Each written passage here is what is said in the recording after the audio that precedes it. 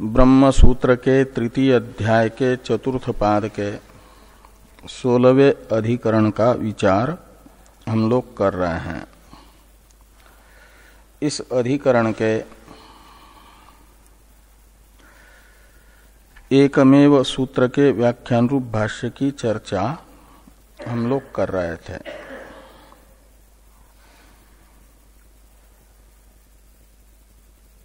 इस सूत्र का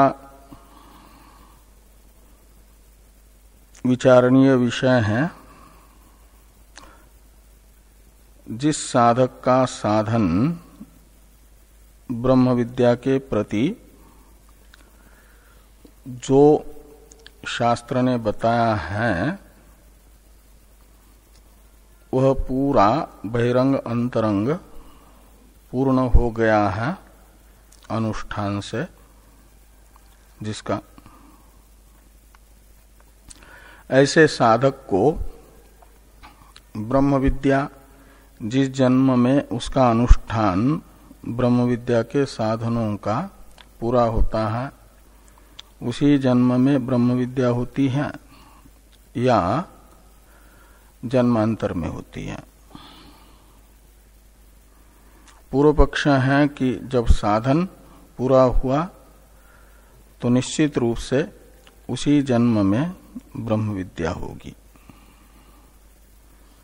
और सिद्धांत है जिस जन्म में साधना पूरी हुई उसी जन्म में ब्रह्म ज्ञान हो सकता है यदि प्रतिबंध नहीं है तो, और प्रतिबंध यदि है भावी तो उस भावी प्रतिबंध का क्षय भोग करने के पश्चात होगा। भावी प्रतिबंध होता है प्रारब्ध रूप ही, उसका तो क्षय भोग से होता है, और वह भावी प्रारब्ध यदि अवशिष्ट है तो साधन होते ही उसी जन्म में ज्ञान नहीं होगा। जिस भावी जन्म में भोग करके क्षय होगा उस समय हो जाएगा। ये सिद्धांत है। इसे अहिकम अपि अप्रस्तुत प्रतिबंधे तद्दर्शनात्, इससे भगवान वेदव्यास जी ने कहा।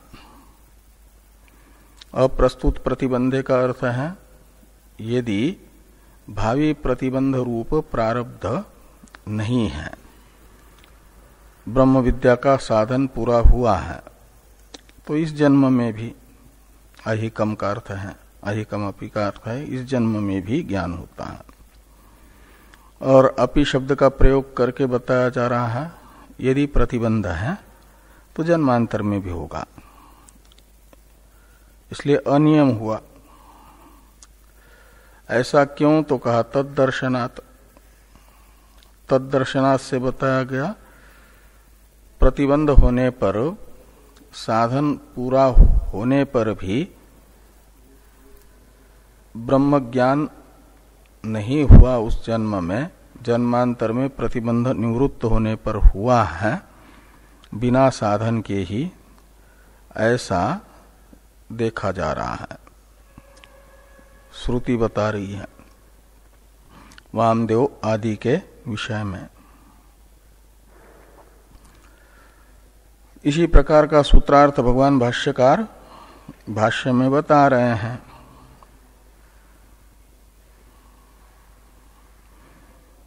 और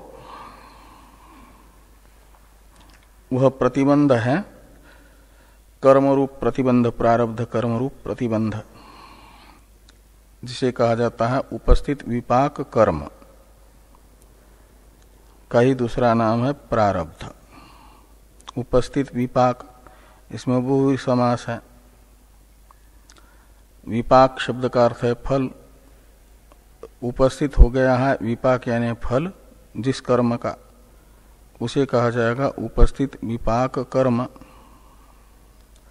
तो प्रारब्ध का फल भोगने के लिए उपस्थित होता है, यानी फलोन्मुख कर्म रहता है, वही प्रारब्ध है, उसी को ही उपस्थित विपाक कर्म कहा जाता है। और वह प्रारब्ध यदि प्रतिबंधक ब्रह्म विद्या के उत्पत्ति में प्रतिबंधकात्मक नहीं है तो ज्ञान हो जाएगा, और प्रतिबंधकात्मक प्रारब्ध यदि है तो ज्ञान नहीं होगा। तो कहा उपस्थित विपाक कर्म यानी प्रारब्ध कर्म से ब्रह्म ज्ञान प्रतिबद्ध होता है, ऐसा आप कह रहे हैं, उससे विपरीत क्यों नहीं होगा? जो ब्रह्म विद्या के उत्पादक श्रवणादि हैं उन्हीं से माना जाए प्रारब्ध का प्रतिबंध। तो इसका उत्तर देते हुए कहा कि कर्म के विपाचक हैं, कर्म को फलोन्मुख करने वाले हैं देश काल निमित्त विशेष, और कर्म परस्पर विरोधी अनेक प्रकार के फल वाला होने से उन कर्मों का विपाचक देश काल वस्तु रूप जो निमित्त है वो भी अनेक प्रकार का है। इसलिए एक कर्म का विपाचक जो देश काल वस्तु होगी वही कर्मांतर की भी विपाचक होगी, ये नहीं कहा जा सकता। ये अलग अलग फल वाला कर्म होने से हरेक कर्म का विपाचक देश काल वस्तु भी अलग अलग है। इसलिए जो प्रारब्ध को फलोन्मुख करने वाला देश काल निमित्त है वही श्रवणादि का भी फलोन्मुख करने वाला नहीं होगा।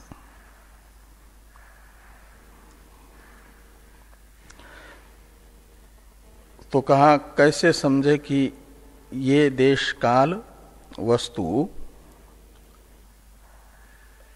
श्रवणादि के द्वारा ब्रह्म विद्या की उत्पत्ति में प्रतिबंधक कर्म को फलोन्मुख करने वाले हैं, और ये देश काल विशेष श्रवणादि को ब्रह्म विद्या उत्पत्ति रूप फलोन्मुख करने वाले हैं। इसका निर्धारण कैसे होगा? इसका ज्ञापक प्रमाण कौन है? तो कहा कि उसका तो अनुमान करना होता है फल विशेष को देख करके। ब्रह्म विद्या के जो साधन बताए हैं वह पूरा पूरा जिसने संपन्न किया है और ब्रह्म विद्या उत्पन्न हो गई है तो समझना चाहिए कि उसके लिए वर्तमान देश काल वस्तु उसके श्रवणादि को फलोन्मुख करने वाली है, करने वाले। और जिसको श्रवणादि पूरे होने पर भी ब्रह्म ज्ञान नहीं हुआ तो समझना चाहिए उसके प्रतिबंधात्मक प्रारब्ध को फलोन्मुख करने वाला देश काल वस्तु रूप ये निमित्त है उस व्यक्ति के। इसके लिए शास्त्र भी केवल इतना बताता है कि इस कर्म का ये फल है, इस कर्म का ये फल है, और बाकी फल के अनुसार उसके फलोन्मुख करने वाले देश काल वस्तु अनुमान से ज्ञातव्य है, अनुमेय है। इसे शास्त्रम अपि कर्मण अस्य कर्मण इदम फलम भवति इति एतावति पर्यवसितम न देश काल निमित्त विशेषम अपि संकीर्तयति, इससे बताया। और साधन वीर्य विशेषातु अतीन्द्रिया कस्यचित् शक्ति इत्यादि से ये बताया गया कि किसी किसी जिस साधन के फलोन्मुख्य अनुकूल देश काल वस्तु है, समझना होगा उस साधन में जो विशेष सामर्थ्य है उस सामर्थ्य से एक विशेष शक्ति देश काल वस्तु निमित्तक अभिव्यक्त हुई है और अन्य साधन की देश काल वस्तु निमित्तक शक्ति जो अतीन्द्रिय है, अनुमेय है, वह प्रतिबद्ध रही। इसे साधन वीर्य विशेषात्तु अतीन्द्रिया कस्यचित शक्ति आविर्भवति सा प्रतिबद्धा परस्य तिष्ठति, इससे बताया गया। और न च अविशेषेण विद्यायाम अभिसंधिर नोत्पद्यते इह अमूत्र इत्यादि से ये बताया गया कि पूर्व पक्षी ने जो कहा था ब्रह्म विद्या के साधनभूत श्रवणादि में प्रवृत्त होने वाले साधक की यह अभिसंधि होती है कि मुझे इसी जन्म में ज्ञान हो जाए, इसी अभिसंधि से प्रेरित होकर के वह श्रवणादि करता है। इसलिए उसके अभिसंधि के अनुरूप उसे इसी जन्म में अहम ब्रह्मास्मि ऐसा बोध होना चाहिए। ऐसा जो कहा था पूर्व पक्षी ने, उसके विषय में कहा कि ऐसा कोई नियम नहीं है कि सब साधकों को नियम से ऐसी ही जिज्ञासा हो कि इसी जन्म में ज्ञान हो। ये देखा जा रहा है कि सांसारिक दुख गत अनेक जन्मों से अनुभव में आया है और भविष्य में भी आता ही जाएगा, जब तक विधेय कैवल्य नहीं होगा तब तक। न हवा स शरीरस्य सतः प्रिया प्रियो रपथि अस्ति, इस श्रुति के अनुसार जब तक शरीर में तादात्म्य अभिमान रहेगा, आने वाले जितने भी जन्म हैं सांसारिक दुख की अनुवृत्ति होगी ही। और उन सांसारिक दुख को हमेशा के लिए निवृत्त करना चाहता है जो, उसके अंदर अभिसंधि ये भी हो सकती है कि इस जन्म में दुखों की आत्यंतिक निवृत्ति हो, या यदा कदाचित भविष्य में जिस किसी भी जन्म में हमें दुख प्राप्त न हो, उनकी आत्यंतिक निवृत्ति हो जाए। क्रम मुक्ति की भी इच्छा होती है ना। इसलिए ये नियम नहीं है कि इसी जन्म में ज्ञान हो जाए, ऐसी ही सब जिज्ञासुओं की अभिसंधि रहेगी, ऐसा नियम नहीं है, ये कहा गया। अब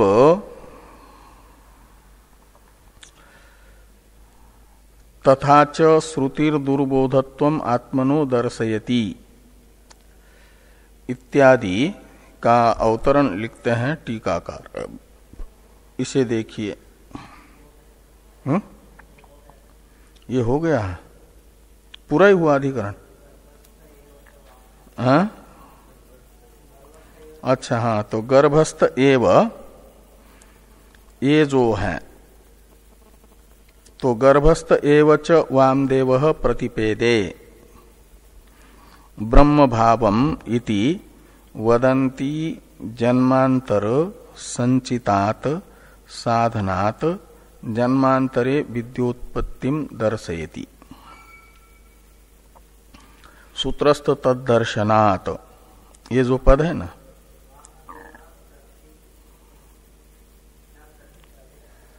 प्रतिपेदे होना चाहिए। लीट लकार का रूप है प्रतिपेदे।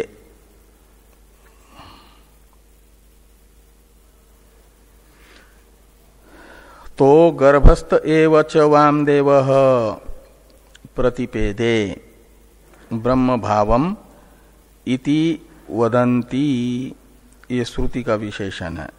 इति वदन्ति श्रुति, और ये प्रथमा का एक वचन होने से दर्शेति का कर्ता हो जाएगा। इति वदन्ति श्रुति जन्मांतर संचितात् साधनात् जन्मांतरे विद्योत्पत्तिम दर्शयति। श्रुति दर्शयति यानी बताती है। क्या बताती है? कि जन्मांतरे विद्योत्पत्तिम दर्शयति, अन्य जन्म में भी ज्ञान की उत्पत्ति बताती है। वह कौन से साधनों से? तो कहते हैं पूर्व जन्मों में अनुष्ठित साधनों से भावी उत्तर जन्म में विद्या का जन्म बताती है श्रुति। कौन सी श्रुति? तो कहते हैं जो श्रुति गर्भस्थ वामदेव को ब्रह्म भाव की प्राप्ति हुई ऐसा बताने वाली श्रुति है। गर्भ में स्थित वामदेव ऋषि को ब्रह्म भाव प्राप्त हुआ, यानी ब्रह्म विद्या का फल प्राप्त हुआ। तो ब्रह्म विद्या का फल तो ब्रह्म विद्या के साथ ही साथ होता है, योगपद्य है। तो गर्भ में ब्रह्म विद्या का फल प्राप्त हुआ, ब्रह्म भाव, ऐसा बताने वाली श्रुति ये बता रही है कि गर्भ में ब्रह्म ज्ञान हुआ। तो गर्भ में तो ब्रह्म ज्ञान के साधन श्रवण मनन निधिध्यासन की कोई व्यवस्था नहीं है, श्रवणादि की। तो बिना श्रवणादि के ही गर्भ में ब्रह्म ज्ञान कैसे हुआ, इस प्रकार की जो शंका है, इस शंका का निराकरण करते हुए ये बताया गया कि ये श्रुति बता रही है कि वहां बिना श्रवणादि के ही वामदेव जी को ज्ञान हुआ। तो श्रवणादि के बिना होगा तो फिर व्यभिचार हो जाएगा साध्य साधन भाव में, ज्ञान और श्रवण आदि के व्यतिरेक व्यभिचार माना जाएगा ना। श्रवण आदि रूप साधन नहीं है और ज्ञान होगा। तो कहते हैं पूर्वकृत जो श्रवण आदि है, श्रवण आदि तो है लेकिन उस समय नहीं कि श्रवण आदि हुए, पूर्व जन्म में ही श्रवण आदि पूरे हुए हैं। और भावी प्रतिबंध विद्यमान होने से वहां श्रवण आदि के पूरे होते ही अहम ब्रह्मास्मि ऐसा बोध नहीं हुआ।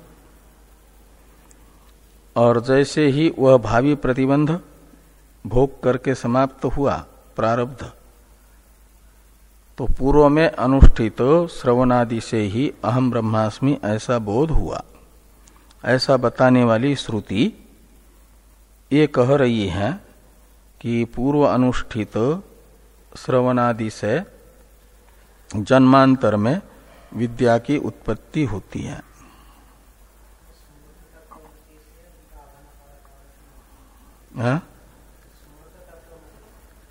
हाँ, स्मृत तत्वमसि वाक्य से अहम ब्रह्मास्मि ये साक्षात्कार हुआ और उससे अभानापादक आवरण की निवृत्ति हुई। उससे साक्षात्कार से अभानापादक आवरण की निवृत्ति होती है। साक्षात्कार होता है पहले से श्रुत तत्वमसि वाक्य से, विचारित तत्वमसि वाक्य ने अहम ब्रह्मास्मि ऐसा साक्षात्कार उत्पन्न कर दिया, उससे अभानापादक आवरण की निवृत्ति हुई। यही ब्रह्म भाव की प्राप्ति है। ब्रह्म भाव तो नित्य है ना। हाँ, एक साथ होती है लेकिन दोनों एक नहीं है।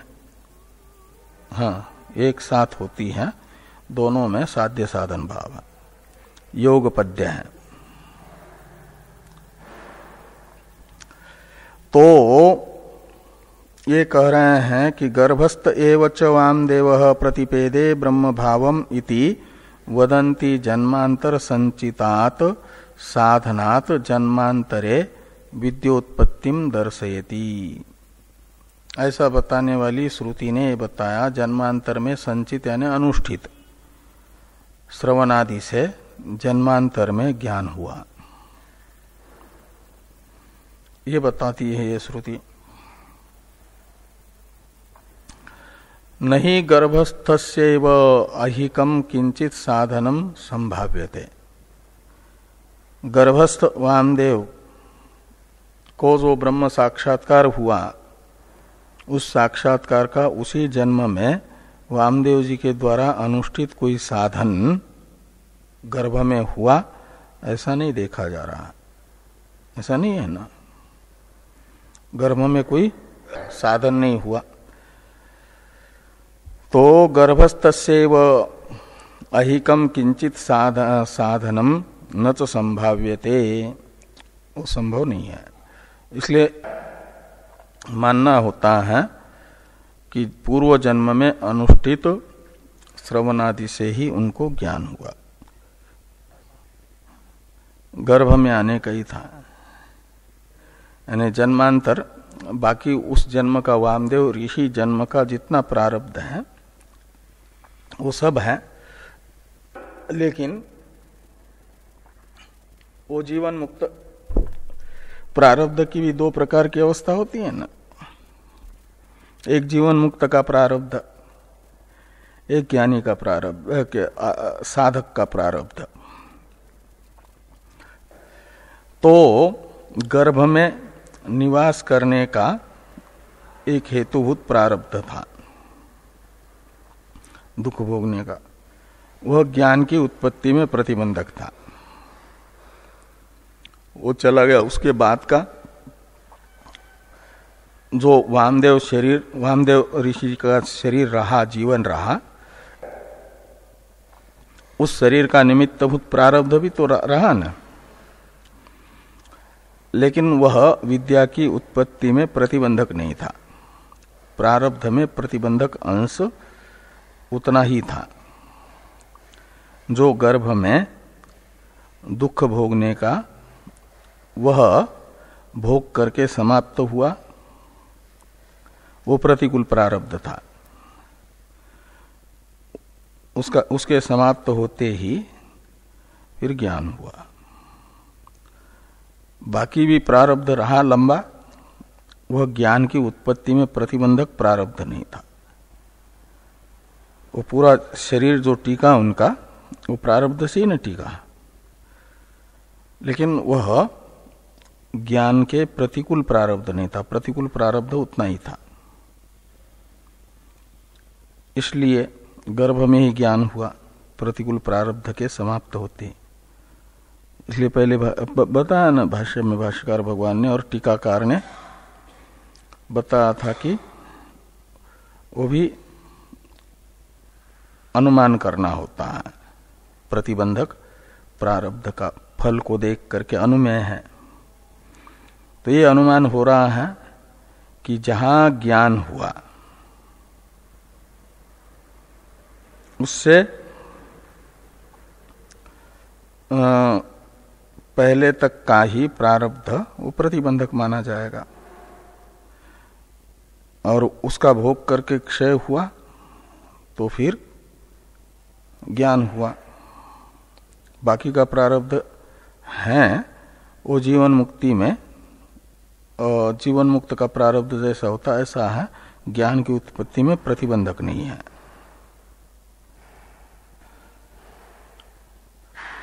तो गर्भस्थ एव च वामदेव प्रतिपेदे ब्रह्म भावम इति वदन्ति जन्मांतर संचिता साधना जन्मांतरे विद्योत्पत्तिम दर्शयति। नहीं गर्भस्थस्यैव अहिकम किंचित साधनम संभाव्यते। ये श्रौत लिंग हुआ, अब स्मार्त लिंग बताया जा रहा है। गीता रूपी स्मृति के द्वारा प्रतिपादित जो लिंग है, ज्ञापक है, ये बताने वाला कि जन्मांतर में अनुष्ठित साधन से जन्मांतर में प्रतिबंध निवृत्त होने पर ब्रह्म ज्ञान होता है। तो अर्जुन का भगवान के प्रति प्रश्न है 6ठे अध्याय में, उसका उत्तर देते समय भगवान ने ये बात बताई है। इसे कह रहे हैं भाष्कर भगवान, अप्राप्य योग संसिद्धिम काम गतिम कृष्ण गच्छति इति अर्जुनेन पृष्टो भगवान वासुदेव नहि कल्याणकृत कश्चित् दुर्गतिम तात गच्छति इति उक्त्वा पुनः तस्य पुण्यलोक प्राप्तिम साधुकुले संभूतिम च अभिधाय अनंतरम तत्र तम बुद्धि संयोगम लभते पौरुदेहिकम इत्यादिना अनेक जन्म संसिद्धस्ततो याति पराम गतिम इत्यंतेन एतद एव दर्शयति। एतद एव दर्शयति का अर्थ है प्रतिबंधक क्षय होने पर जन्मांतर में अनुष्ठित श्रवणादि से जन्मांतर में ज्ञान का जन्म। यह वासुदेव दर्शयति, यहां दर्शयति का करता है भगवान वासुदेव। जो एतद एव दर्शयति के पास में दर्शयति क्रियापद है ना, इसका करता है भगवान वासुदेव।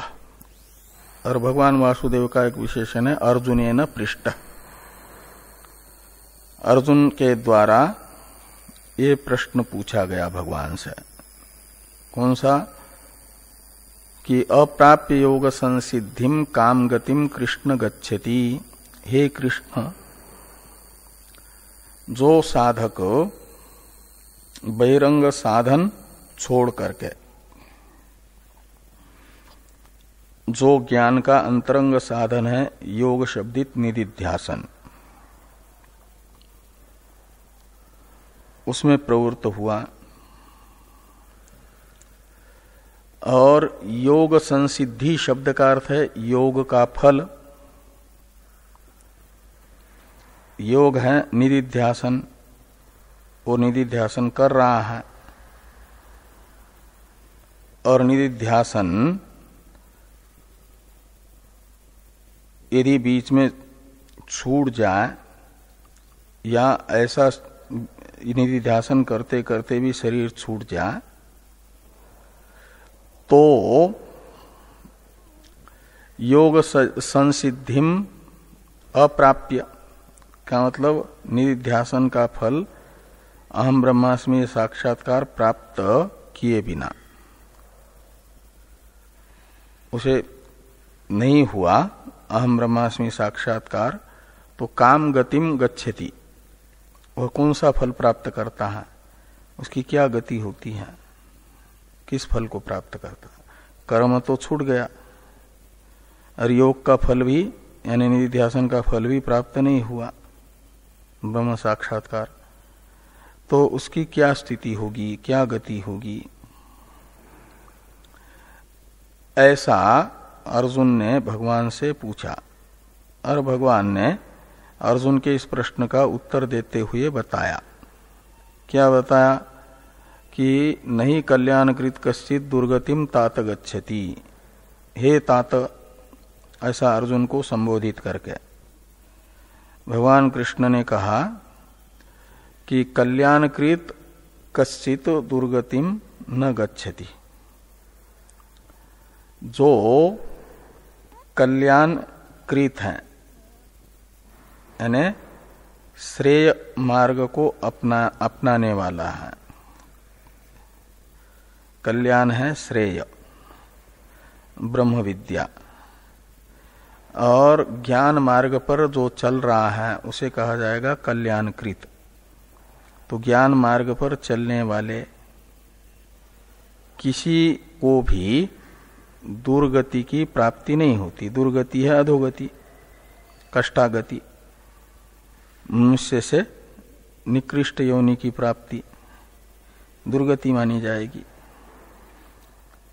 तो ज्ञान मार्ग में चलने वाले किसी भी साधक को मनुष्य योनि की अपेक्षा निकृष्ट योनि की प्राप्ति नहीं होती, इसकी दुर्गति नहीं होगी। तो कहा, ऐसा बता करके आगे कहा कि पुनः तस्य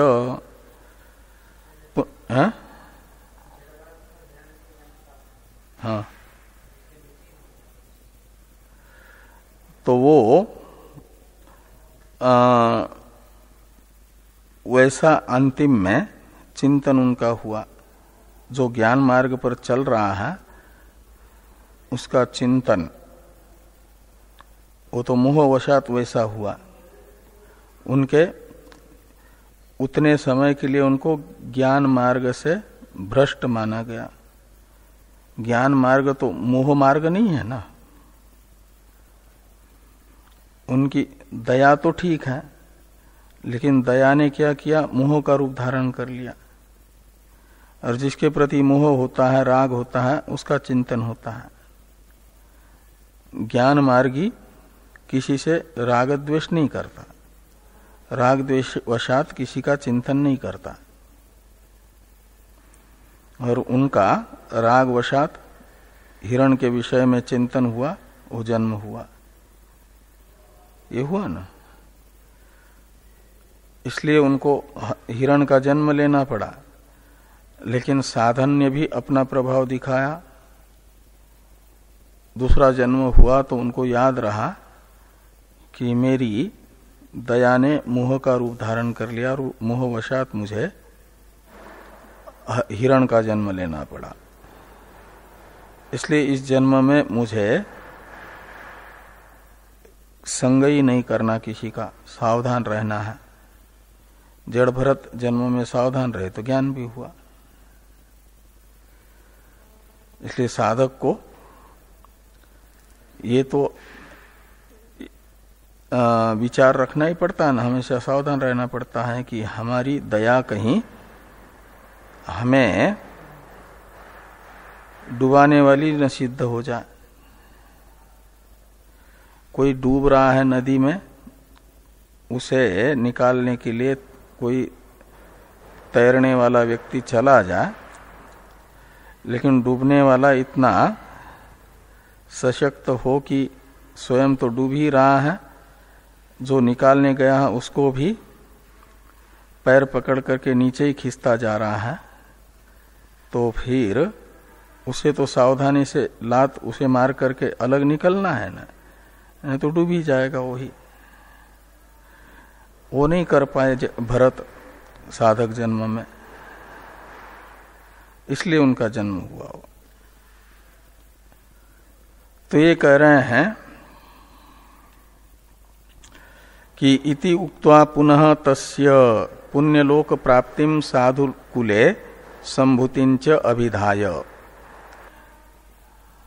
तो ये बताया कि कल्याण मार्ग पर चलने वाला कोई भी दुर्गति को प्राप्त नहीं होता। ये कह करके फिर शरीर छोड़ने वाले साधक के अंतःकरण की स्थिति को देख करके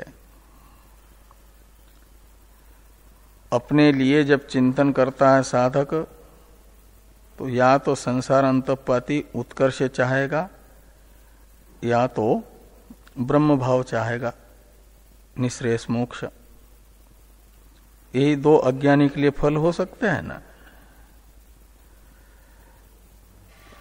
अभ्युदय चाहता है वैराग्य में न्यूनता के कारण, तो जो कल्याण मार्ग पर चलने वाला साधक है लेकिन वैराग्य में न्यूनता है, तो उसकी स्थिति बताई कि उसे पुण्यलोक की प्राप्ति होती है। प्राप्य पुण्यलोकान पुण्यकृताम लोकाम उषित्वा शाश्वती समा। उससे भगवान ने बताया कि जो साधक श्रेय मार्ग पे चल रहा है लेकिन शरीर छूटते समय उसका वैराग्य शिथिल हुआ तो वह पुण्य लोक में चला जाता है। पुण्य कर्म करने वाले लोक प्राणी जिस लोक में जाते उस वहां जाता है और वहां फिर रहता है बहुत दिनों तक, फिर जन्म लेता है मृत्यु लोक में मनुष्य के रूप में श्रीमानों के घर में। और एक साधक ऐसा है जो मृत्यु के समय भी वैराग्य उसका न्यून नहीं है, तीव्र है, तो उसका वह साधक शरीर छूटते ही दूसरा योगी के कुल में जन्म, इसलिए साधु कुले संभूतिम, योगी के कुल में जन्म बता करके आगे कहा कि साधु कुले संभूतिंच अभिधाय अनंतरम तत्र तम बुद्धि संयोगम लभते पौरोदेहिकम। तत्र यानी जो उसका जन्मांतर हुआ वहां फिर उसे उस बुद्धि का संयोग होता है। बुद्धि शब्द से लेना ज्ञान मार्ग, ब्रह्म विद्या की जो साधना अभी तक करता आ रहा है, जहां से छूटी थी वहां से आगे की साधना को वो पकड़ लेता है, यही बुद्धि संयोग माना जाता है। उसका साधन जितना हुआ था वहां से आगे का साधन वो पकड़ लेता है। तो तत्र तम बुद्धि संयोगम लभते पौरोदेहिकम, तो कहा कौन सा वो बुद्धि संयोग, यानी ज्ञान का साधन पकड़ता है। तो पौरोदेहिकम, पूर्व शरीर में साधक शरीर छोड़ते समय जो साधन वो कर रहा था, जहां से छूटा था वहां से आगे का साधन वो पकड़ लेता है। इसलिए पौरोदेहिकम बुद्धि संयोगम का विशेषण है।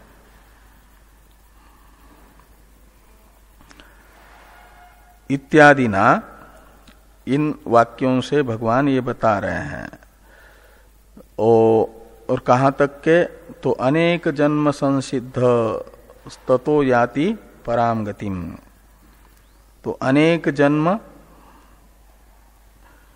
से साधना करते करते करते जो संसिद्ध हुआ, का मतलब ज्ञान की उत्पत्ति में योग्य अंतःकरण वाला हुआ, तो माना जाता है संसिद्ध हुआ। अहम ब्रह्म तत्वमसि वाक्य से अहम ब्रह्मास्मि ऐसा साक्षात्कार धारण योग्य चित्त हो गया है जिसका, ऐसा हो गया। वो है अनेक एक जन्म की दो जन्म की साधना नहीं, अनेक जन्म की साधना से वह चित्त की योग्यता आ जाती है। और ततो याति पराम गतिम, तो ततः यानी अहम ब्रह्मास्मि इत्याकारक ब्रह्म विद्या प्राप्त होते ही, ब्रह्म विद्या से क्या हुआ कि पराम गतिम याति, परागति को प्राप्त करता है। ब्रह्मविद आपनोति परम, ये तैत्रीय श्रुति बताती है। तो परागति की प्राप्ति है आभानापादक आवरण की निवृत्ति। तो जैसे ही ब्रह्म विद्या हुई तो आभानापादक आवरण की निवृत्ति हुई, तो आभानापादक आवरण की निवृत्ति यही ज्ञान का फल है, वह उसके जीवन में आया। बाकी तो ब्रह्म भाव नित्य ही है। तो यहां तक के ग्रंथ से भगवान ने यही बात बताई कि साधक को उसके पूर्व जन्म की साधना से ज्ञान होता है।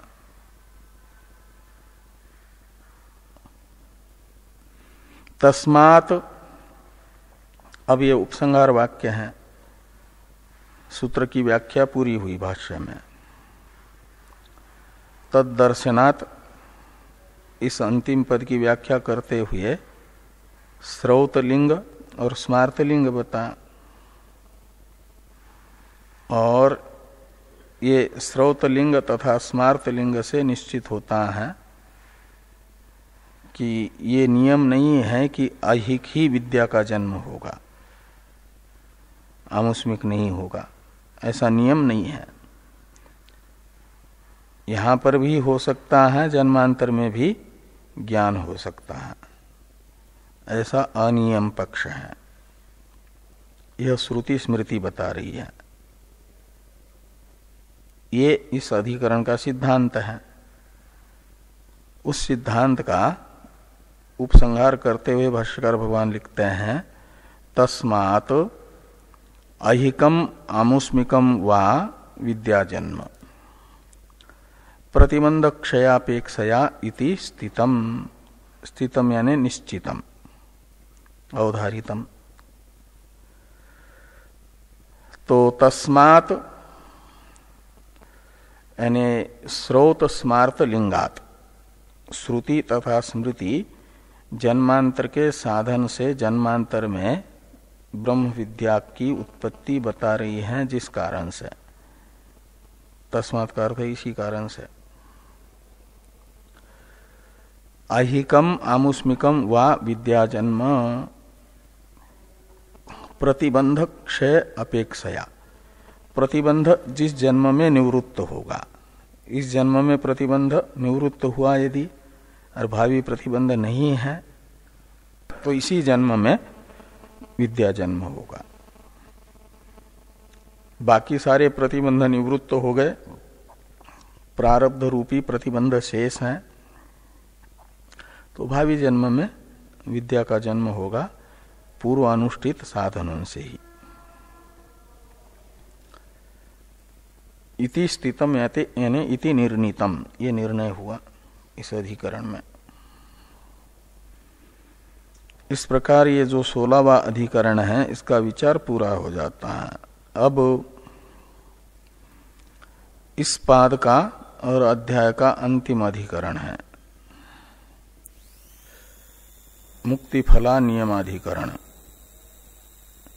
तो जैसे विद्या के जन्म के विषय में विचार हुआ 16वें अधिकरण में, वो आमुष्मिक ही होगा, ये ऐहिक ही होगा, या ऐहिक आमुष्मिक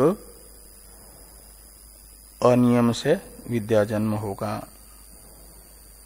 ये संशय होने पर यह निर्धारण किया गया, ऐहिक आमुष्मिक विद्या जन्म हो सकता है। प्रतिबंध न होने पर ऐहिक, प्रतिबंध होने पर आमुष्मिक विद्या जन्म होगा। ये अनियम पक्ष बता।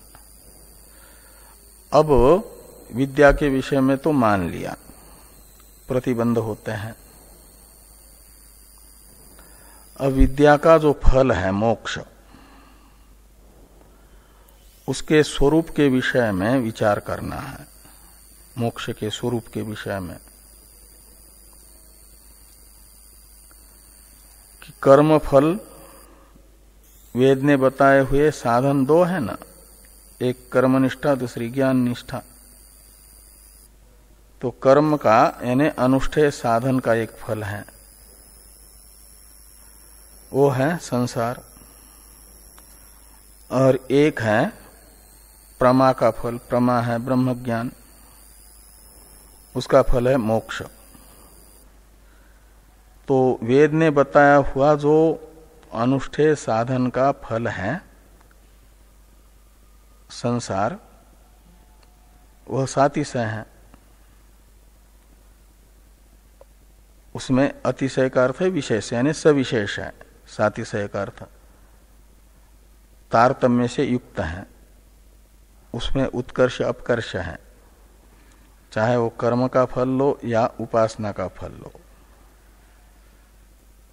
एक जैसा नहीं होता, निरतिशय नहीं होता, वो सातिशय होता है। स्वर्ग भी सबको एक जैसा प्राप्त नहीं होता। पुण्य कर्म करने वाले, वहां पर भी उत्कर्ष अपकर्ष है ना। ऐसे ब्रह्मलोक में सगुण ब्रह्म विद्या का फल ब्रह्मलोक की प्राप्ति है, तो वहां भी 4 प्रकार है ना, सालोक्य, सामीप्य, सारूप्य, सायुज्य, ये 4 प्रकार है। का मतलब सातिशयता है।